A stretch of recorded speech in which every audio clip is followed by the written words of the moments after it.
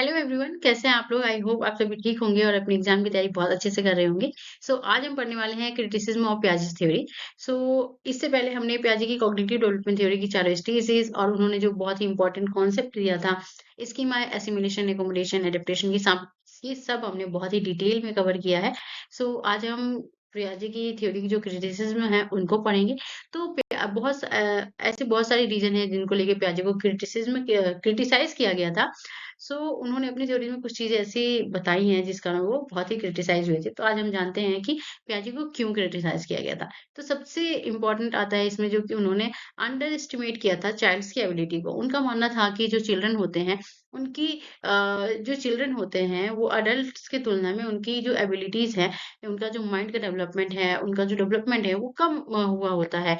और एडल्ट्स जो होते हैं, जो उनसे एज में बड़े हैं, वो ज़्यादा उनका जो माइंड है वो ज़्यादा डेवलप होता है।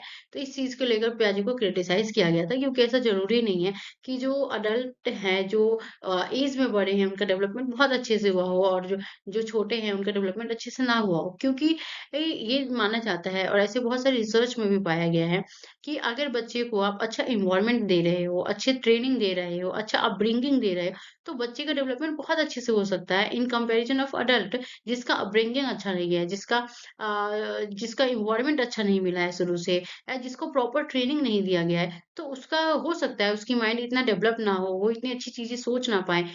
तो इस चीज़ को लेके पियाजे को क्रिटिसाइज़ किया गया था क्योंकि एक चाइल्ड भी एडल्ट से ज़्यादा डेवलप हो सक एक चाइल्ड का माइंड भी एडल्ट से ज़्यादा डेवलप हो सकता है और वो बहुत अच्छे से थिंक कर सकता है। ओके, दूसरा आता है रिजिड स्टेज थ्योरी। तो पियाजे की जो थ्योरी है वो बहुत ही रिजिड है, स्टेज वाइज़ थ्योरी है।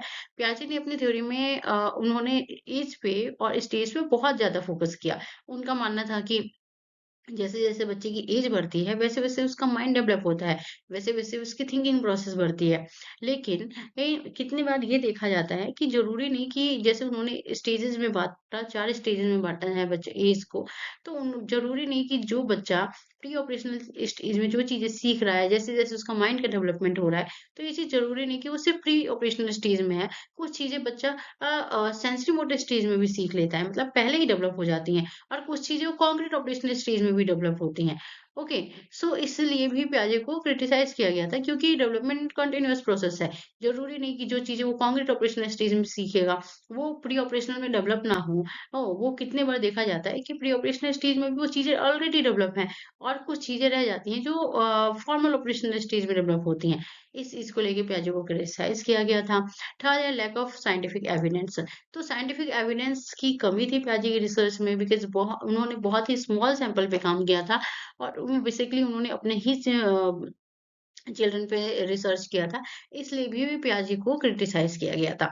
फोर्थ आता है नेगलेक्ट ऑफ सोशल इंटरैक्शन। तो हम लोग ये जानते हैं कि जब भी एक चाइल्ड का डेवलपमेंट होता है, उसमें सोसाइटी प्लस हेरिडिटी दोनों का ही बहुत बड़ा इम्पोर्टेंस होता है, दोनों का ही रोल बहुत ही इम्पोर्टेंट है। 50-50% दोनों का ही है। पियाजे ये मानते थे पियाजे का ये मानना था कि जो चिल्ड्रन का डेवलपमेंट है, उसपे उन्होंने हेरिडिटी का ज़्यादा इन्फ्लुएंस बताया है, हेरिडिटी का ज़्यादा इम्पोर्टेंट रोल बताया है और उन्होंने बिल्कुल ही नेग्लेक्ट किया है सोशल इंटरैक्शन को, एनवायरनमेंट को बिल्कुल ही उन्होंने इग्नोर किया। तो इस कारण भी पियाजे को क्रिटिसाइज़ किया गया। फिफ्थ आता है under estimate of role of language. पियाजे ने लैंग्वेज के रोल को भी बहुत ही क्रिटिसाइज़ किया। पियाजे ने लैंग्वेज के रोल को भी बहुत ही अंडर एस्टिमेट किया। उन्होंने लैंग्वेज पे फ़ोकस ही नहीं किया है अपने थ्योरी में उन्होंने बताया ही नहीं लैंग्वेज का डेवलपमेंट कितना इम्पोर्टेंट है, कब क्या होता है। ये चीज़ उन्होंने अंडर एस्टिमेट किया है, इसलिए भी उनको क्रिटिसाइज़ किया गया। आगे आने वाली क्लास में हम वाइगॉट्स्की के बारे में पढ़ेंगे। वाइगॉट्स्की ने लैंग्वेज पे बहुत एम्फेसिस किया है और लैंग्वेज को बहुत ही इम्पोर्टेंट रोल माना है डेवलपमेंट में। फिर आता है ओवर एम्फेसिस ऑफ इगोसेंट्रिज्म। तो पियाजे का मानना था कि बच्चा इगोसेंट्रिक होता है, वो अपने बारे में ज़्यादा सोचता है, वो लोगों का पर्सपेक्टिव नहीं समझ पाता है। उसे लगता है कि उसका जो पर्सपेक्टिव है, वही दुनिया का पर्सपेक्टिव है।